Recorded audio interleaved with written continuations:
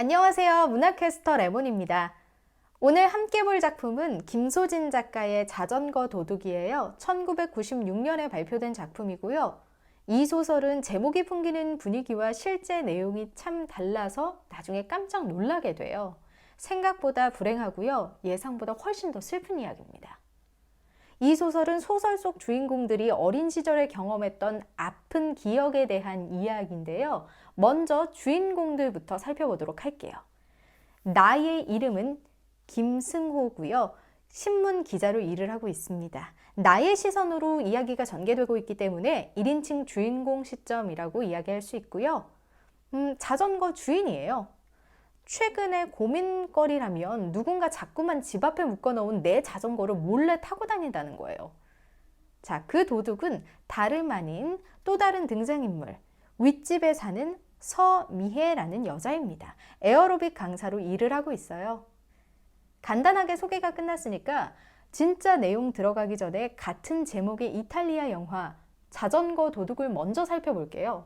소설 속에서도 이 영화가 등장하고 또 이 내용이 중요하거든요. 이 영화는 1948년에 이탈리아의 비토리오 데 시카라는 감독이 제작한 작품인데요. 실제로 주인공도 공장 노동자하고 신문 배달원을 했던 불황아를 발탁해서 네오리얼리즘 영화의 대표작으로 꼽히는 작품이라고 합니다. 자, 주인공은 안토니오 리치고요.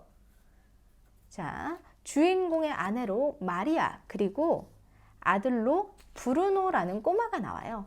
시간과 공간적인 배경은 제2차 세계대전이 끝나고 폐허로 변한 도시 로마예요.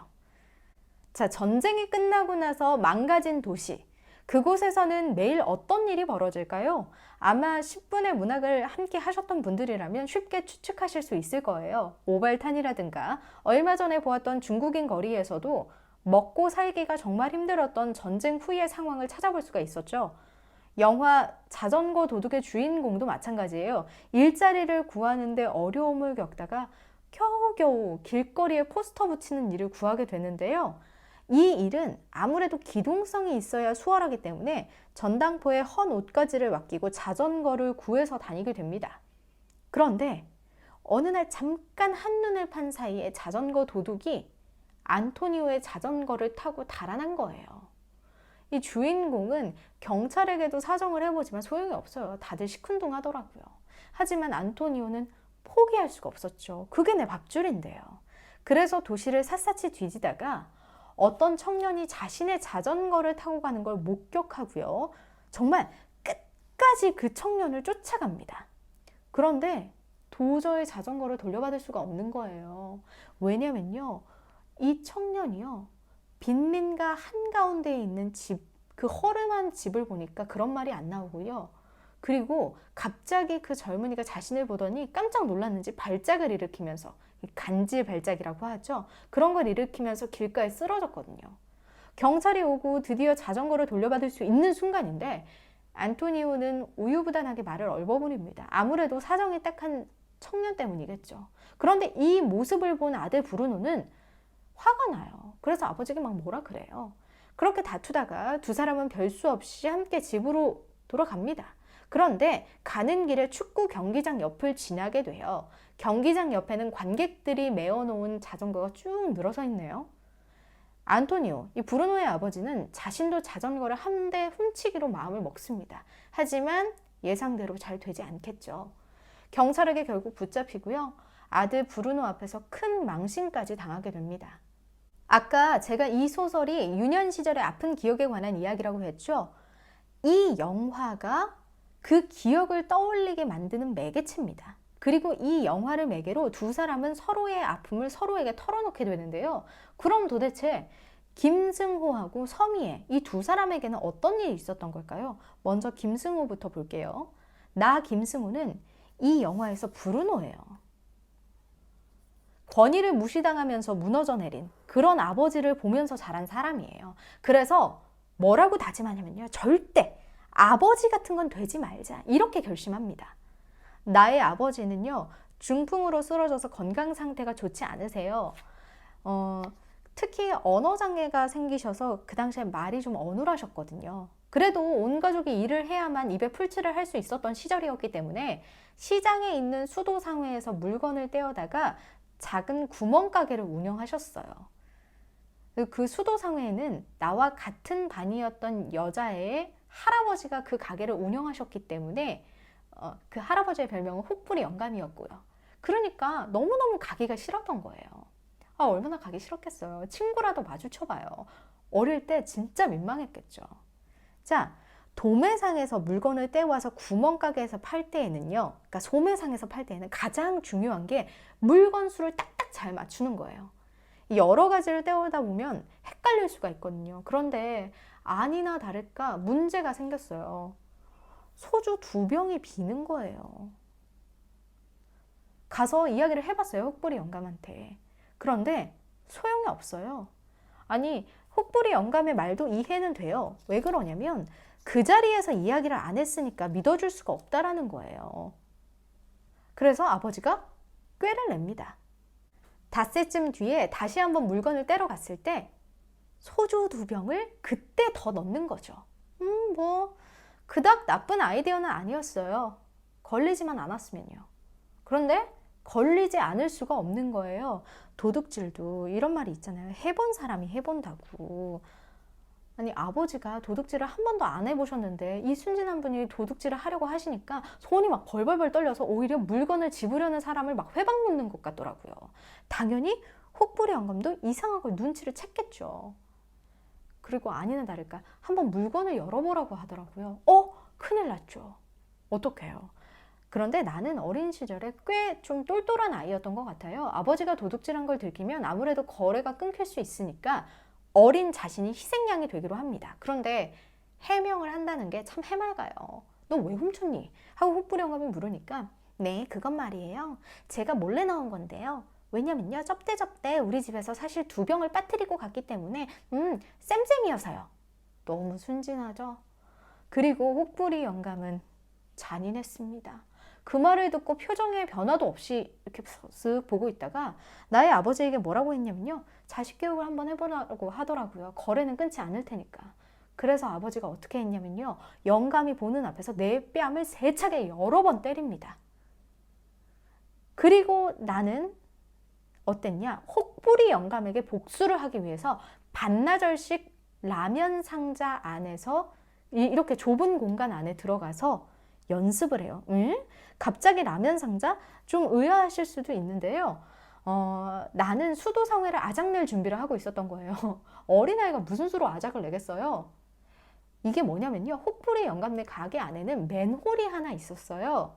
그 맨홀이 학교 앞에 있던 그 문방구까지 이어지는 맨홀이었거든요.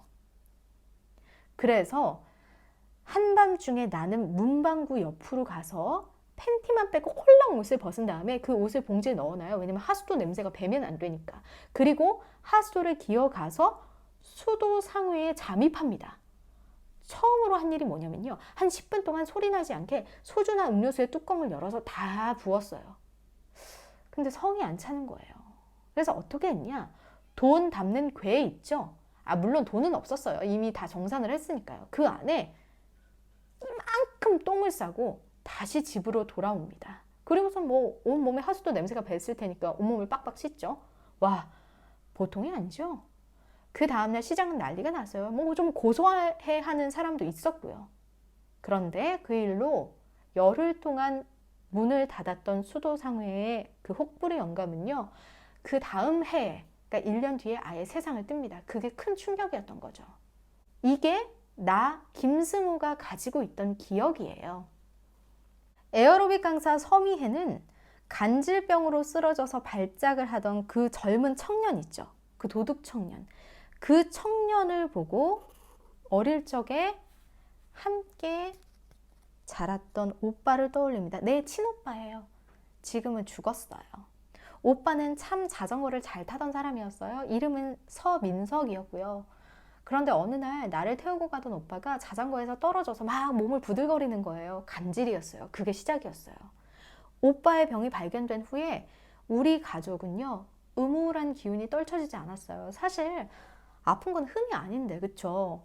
옛날엔 그랬어요. 아프면 감추고요. 없으면 있는 척 하고요. 죽을 것 같으면 더 밝게 웃고요. 그러니까 속에 골마 들어가는 걸 본인도 다른 사람도 모르죠. 어쨌든요. 그런 생각을 가졌던 시대라 오빠를 달하게 숨겨서 몰래 키웠어요. 아버지도 오빠의 병 때문에 사실 오래는 못 사셨어요. 왜냐면 오빠가 늘 벽지를 긁으면서 밤마다요. 그렇게 갇힌 채로 살았고요. 미애도 마찬가지예요. 늘 가위를 눌렸어요. 시간이 흐르고 오빠가 자랐죠. 그리고 사람이 자라면요, 이성의 눈을 뜨게 돼요. 그런데 늘 다락에 갇혀있기만 하니 아마 궁금증만 더해갔었나 봐요. 그런데 어느 날 미애가 학교에서 돌아와서 자고 낌새가 이상해서 눈을 떠보니까 옷이 하나도 없는 거예요, 자기 몸에. 그리고 오빠가 옆에서 자신을 지켜보고 있는 거예요. 얼마나 놀라고 수치스러웠겠어요. 미애가 막 소리를 지르면서 물건을 집어 던지니까 오빠도 그때가 돼서야 자신의 잘못을 깨달았는지 막 도망치려 했어요. 어머니는 그 소리를 듣고 와서 그러니까 집에 계셨어요. 오빠를 방망이로 막 두들겨 패면서 같이 죽자 뭐 이런 얘기까지 하십니다. 그러니 미혜는 점점 오빠를 더 멀리하게 되겠죠. 그리고 어머니가 한 일주일 정도 친정에 가 계실 일이 생겼어요. 그때 미혜는 오빠의 밥을 챙겨줘야 하는데 두려워서 집을 뛰쳐나와요. 그리고는 그대로 친구 집에 가서 일주일 동안 지냅니다. 오빠를 돌보고 보살펴야 하는데 두려움이 앞서서 그러지 못했던 거예요. 그 일이 자꾸만 생각나서요. 일주일 뒤에 오빠 방의 문을 열어보니까요, 다락 벽지 안쪽이 다 긁혀 있더라고요. 그리고 아직 숨은 끊어지지 않았지만 며칠 못 가서 오빠가 목숨을 잃고 말았어요. 그리고 그때부터 나는 계속 가출을 하게 됐고 지금은 계속 자전거를 훔쳐 타게 된 거예요. 일종의 심리적인 결핍인 거죠. 자, 소설의 결말은 이렇습니다. 더 이상 서미혜는 나의 자전거를 훔쳐 타지 않아요. 다른 자전거를 훔쳐 탑니다. 그리고 나를 아예 모른 채 해요. 서로 그렇게 털어놓았는데도 여전히 마음속에 죄책감이 있는 거예요. 나도 그것을 이상하게 생각하지 않고요. 그러려니 하고 받아들입니다. 두 사람은 어쩔 수 없이 상처를 주고 상처를 받는 그런 슬픈 삶을 대표하는 주인공들이라고 할 수 있겠죠. 김소진 작가의 자전거 도둑 여기까지입니다. 재미있게 들으신 분들은요, 좋아요와 구독 눌러주시고요. 지금까지 문학캐스터 레몬이었습니다.